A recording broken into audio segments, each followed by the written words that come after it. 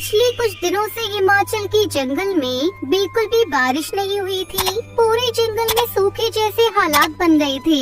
हर तरफ पक्षी बस इसी बात की चर्चा कर रहे थे कि अगर इस वर्ष बिल्कुल भी बारिश नहीं हुई तो सारे दरिया तालाब सूख जाएंगे और इस तरह उनके पीने का पानी का इंतजाम किस प्रकार हो पाएगा। तभी एक दिन अरे हरिया तोता, तुमने देखा? आज तो सुबह से ही बादल उमड़ उमड़ कर आ रहे हैं। अगर ऐसा ही रहा शाम तक लगता है बारिश हो जाएगी। अरे सही कहते हो कौआ भैया, इस साल तो बारिश का मूड देखने के लिए तरस गए थे। लगता था कि सूखा ही पड़ जाएगा, लेकिन अब लगता है भगवान ने हमारी सुन ली। अरे आज तो लगता है जमकर बारिश होगी।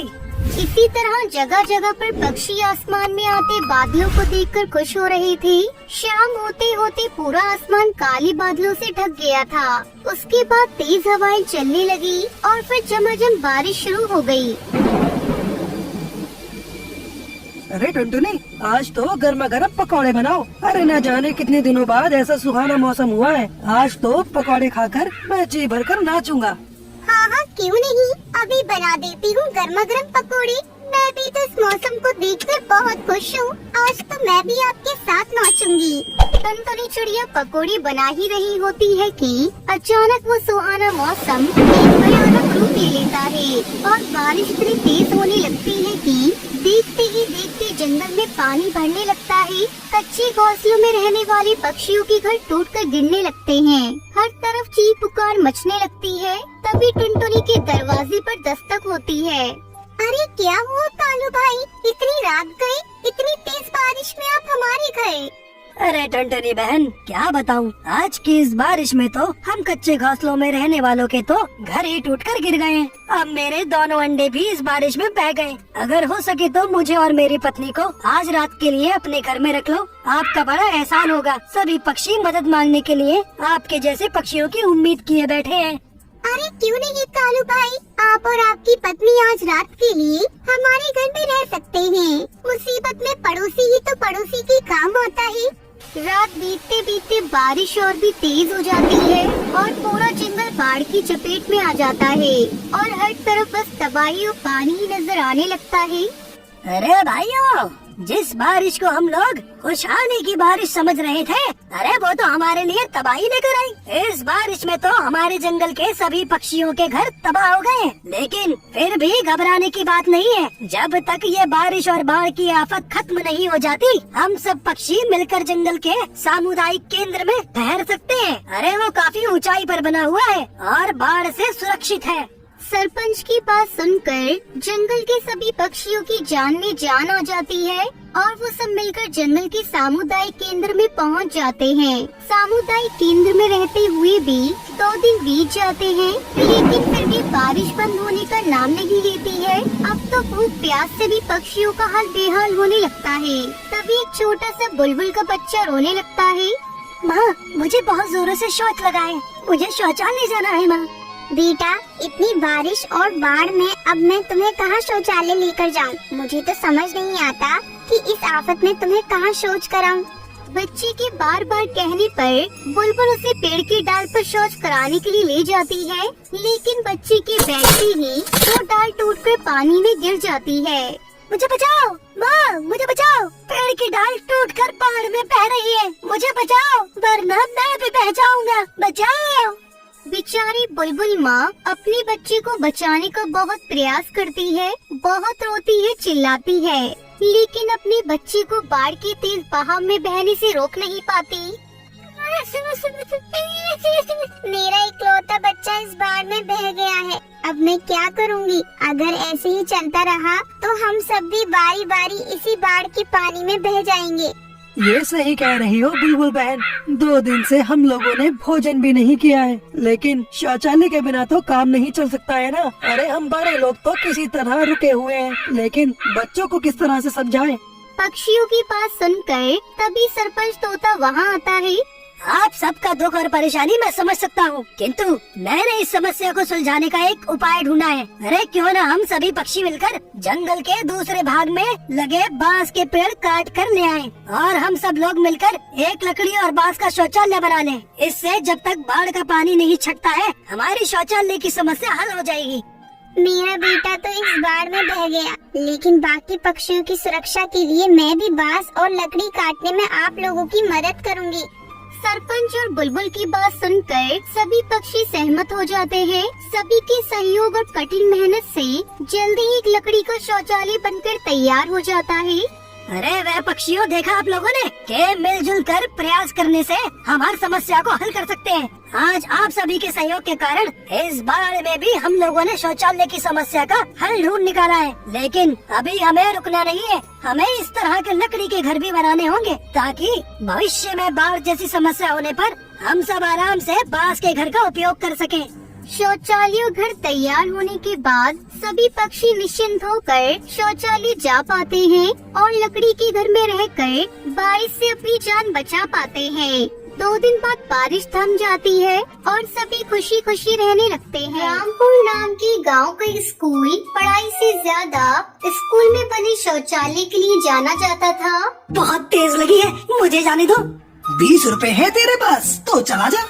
बाज भाई, मेरे पास 10 रुपए है, मैं 10 रुपए कल दे दूंगा। मुझे बहुत परेशानी हो रही है, अब मुझे जाने दो। चल जा यहाँ से, जब तक 20 रुपए नहीं देगा मैं तुझे शौच नहीं जाने दूंगा।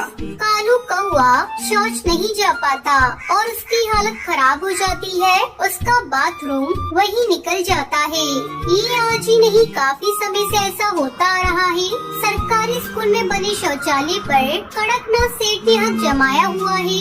कड़कनाथ सेठ स्कूल शौचालय को पब्लिक शौचालय बनाकर पैसे कमाता है और जंगल के पक्षी 20 रुपए देकर शौचालय को उपयोग करते हैं। कड़कनाथ सेठ का गुंडा जिगरबाज इस काम को संभालता है और उसके आगे बोलने की किसी की भी हिम्मत नहीं थी। एक छोटे से कौवे के बच्चे को तुमने 10 रुपए के लिए शौच नहीं जाने दिया। तुम्हें पता भी है उस बच्चे की क्या हालत हो रही है। ऐसा है, अपना मुंह बंद रखो मास्टर जी, वरना हमेशा के लिए मुंह बंद हो जाएगा। तुम्हारे पास 10 रुपए है तो दो, मैं अभी इसे जाने देता हूँ। तुम लोग गुंडागर्दी करके हम शरीफ पक्षियों को डराते हो। एक दिन तुम पर भगवान का कहर आएगा। ये लो 100 रुपए और इन 5 बच्चों को शौच जाने दो। ये हुई ना बात, मैं कौन सा मना कर रहा हूँ। पीछे से सेठ साहब का जो हुक्म है मैं तो उस पर ही अमल करता हूँ। जाओ एक एक करके पहुँचो। कड़कनाथ सेठ की इस गुंडागर्दी के खिलाफ कोई भी आवाज नहीं उठा सकता था, लेकिन इस वजह से सबसे ज्यादा परेशानी गांव की चिड़ियाओं को होती थी। उन्हें स्कूल का शौचालय इस्तेमाल करने की इजाजत नहीं थी। इस कारण उन्हें स्कूल के पास बने खेत में शौच के लिए जाना पड़ता था। कई बार चिड़िया इस वजह से शर्मिंदगी का भी सामना करती थी। लूसी, वो देख सामने कुछ चिड़िया स्कूल की दीवार से झांक रही हैं। तू थोड़ा पत्थर की आड़ में बैठ जा, मैं तेरे आगे खड़ी हो जाती हूँ। पहले तू कर ले, फिर तू मेरे आगे खड़ी हो जाना, फिर मैं कर लूंगी। सब हंस रहे हैं। मैं तो कक्षा में जा रही हूँ, घर जाकर ही करूँगी। यहाँ खेत में सब देखते हैं। टूनी चिड़िया जल्दी से उड़ते हुए अपने शौच को रोककर अपने घर पहुँची और घर जाकर उसने शौच किया, जिसकी वजह से उसके पेट में दर्द हो गया। माँ, हम सब बहुत परेशान हैं। कब तक ऐसे चलेगा? हम चिड़िया स्कूल के शौचालय में नहीं जा सकती। शौचालय के बाहर बाज बैठा रहता है। मजबूरी में जब खेत में जाओ तो सब देखकर हंसते हैं। मास्टर जी की भी कोई बात नहीं मानता। क्या करे बेटी, अगर हमने कड़कनाथ सेठ के सामने बोलने की कोशिश की तो वो तुम्हारा स्कूल जाना ही बंद कर देगा। इसलिए जैसा चल रहा है वैसा चलने दो, अब तो भगवान ही मालिक है। अब उस स्कूल के मास्टर का तबादला दूसरे गांव में हो जाता है और उसकी जगह टुनटुनी नाम की एक नई चिड़िया मास्टरनी आती है। बच्चों, मैं यहाँ की नई अध्यापिका हूँ। आप सब मुझे अपना परिचय दीजिए। सब बच्चे टुनटुनी को अपना परिचय देते हैं। कुछ देर बाद टुनटुनी बोली, बच्चों तुम सब पढ़ाई करो, मैं अभी वॉशरूम होकर आती हूँ। मैम जी, आप स्कूल के शौचालय का इस्तेमाल नहीं कर सकती, क्योंकि मैम जी शौचालय तो है पर वहाँ पर चिड़ियों को जाने की इजाजत नहीं है और चिड़ियों को भी पैसे देकर जाना होता है। टूनी चिड़िया सारी बात बताती है, जिसे सुनकर टुनटुनी हैरान हो जाती है। वो शौचालय के पास जाती है, वहाँ जिगरबाज बैठा हुआ था। ये कैसी गुंडागर्दी है? तुमने स्कूल के शौचालय को पब्लिक शौचालय बना रखा है और यहाँ बैठकर कमाई करते हो। तुम्हें शर्म नहीं आती?